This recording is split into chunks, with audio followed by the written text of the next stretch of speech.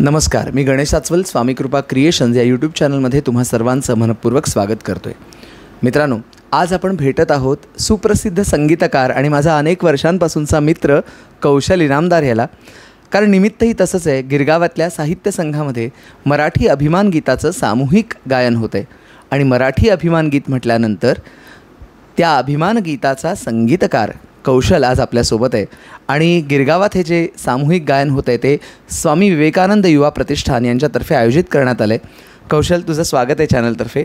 आणि तुझा तो सगळा प्रवास मी सुद्धा जवळून बघितलेला आहे आणि मराठी अभिमान गीत कसं जास्तीत जास्त लोकांपर्यंत पोचलं हे सर्वश्रुत आहे. आज गिरगावात हे गीत सगळ्यांसमोर सादर होणार आहे आणि तुझ्या मार्गदर्शनाखाली नेमकं काय वाटतंय? मला अतिशय आनंद होतो आहे. गिरगाव ही अनेक वेगवेगळ्या चळवळींची भूमी आहे. आपल्याला इकडचं लोकमान्य टिळकांचं भाषण असेल, इथले गणेशोत्सव असतील, सावरकरांचं भाषण असेल, हे सगळं आपल्याला ठाऊक आहेच. आणि इथे मराठी माणसाच्या आवाजातला मराठी भाषेचा गजर व्हावा ह्यासारखं मला वाटतं दुसरं या काळासाठी औचित्य असलेली दुसरी घटना नाही. कारण गिरगाव मराठी माणसाच्या हातात असणं हे म्हणजे महाराष्ट्र मराठी माणसाच्या हातात असण्यासारखं महत्त्व आहे, किंवा मुंबई मराठी माणसाच्या हातात असण्यासारखं आहे. तर त्यामुळे इथे मराठी भाषेचा गजर होणं मला असं खूप संयुक्तिक वाटतं. दुसरी गोष्ट म्हणजे माझी गाण्यावर अशी नितांत श्रद्धा आहे. मला असं वाटतं की बहु असो तर सुंदर संपन्न की महा, हे महाराष्ट्र आपल्याला 1 मे 1960 रोजी महाराष्ट्र राज्याची स्थापना झाल्यानंतर रोज हे गीत आपल्या संध्याकाळच्या प्रार्थनेबरोबर आपण गायलो असतो, तर आज मराठी अभिमान गीत करायची वेळच आली नसती. पण जे राहून गेलं ते आता नको राहायला.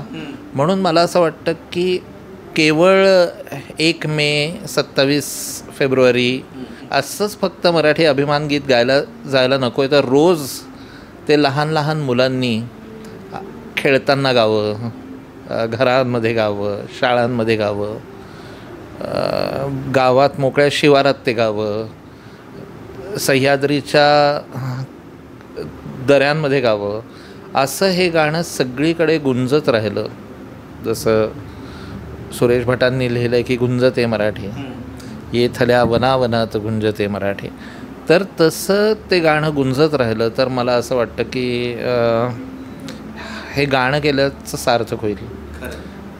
पु ल देशपांड्यांनी एका त्यांच्या भाषणात असं म्हटलं होतं की एक रशियन म्हण आहे आणि त्या म्हणीचा अर्थ असा आहे की a song has the longest life. तुम्ही तुमच्या समाजातल्या मुलाच्या ओठावर, लहान मुलांच्या ओठावर एक गाणं द्या आणि त्या गाण्याच्या निमित्ताने ते मूल असेपर्यंत तुमची भाषा, तुमची संस्कृती जिवंत राहते.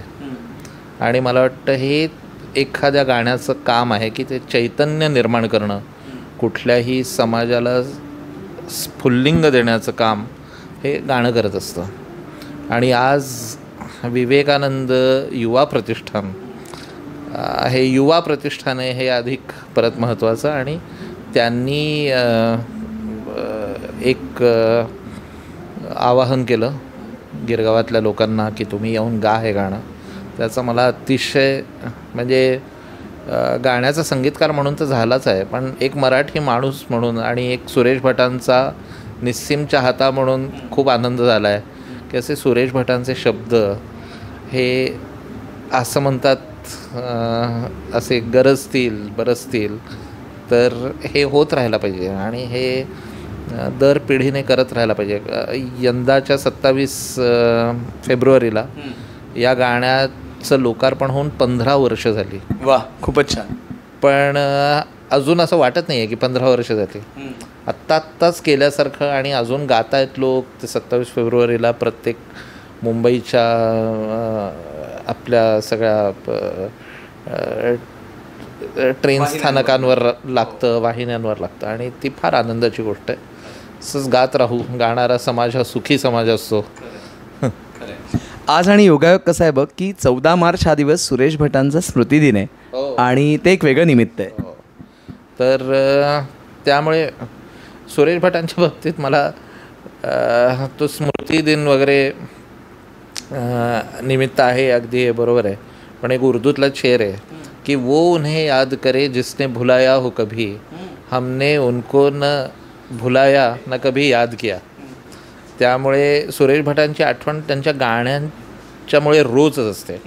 पण आज विशेषतः हे इतक्या भव्य प्रमाणात झालेलं गाणं, इतक्या लोकांनी हे गायलेलं गाणं, आणि मला आजसुद्धा वेगवेगळ्या देशांमधल्या जगाच्या विविध कोपऱ्यातनं लोक आमच्या मुलांनी हे गायलं.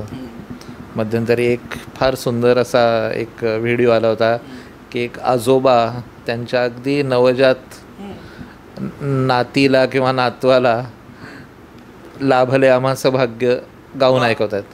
तर हे मला दिसतं तेव्हा असं वाटतं की आयुष्य सार्थकी लागणं म्हणजे काय याची एक अनुभूती मला येते याच्यामुळे. तुझ्या उपक्रमासाठी तर आपण शुभेच्छा कायम देत असतो आणि आज खूप आनंद होतो की गिरगावात तू आलायस. आपण लोकांना सांगूया की अर्थातच व्हिडिओला लाईक करा, शेअर करा आणि चॅनलला सबस्क्राईब करा स्वामी कृपा क्रिएशन्सला. आणि आपण सर्वांनी मराठी अभिमान गीत एकत्रपणे सामूहिकपणे गाऊया. धन्यवाद.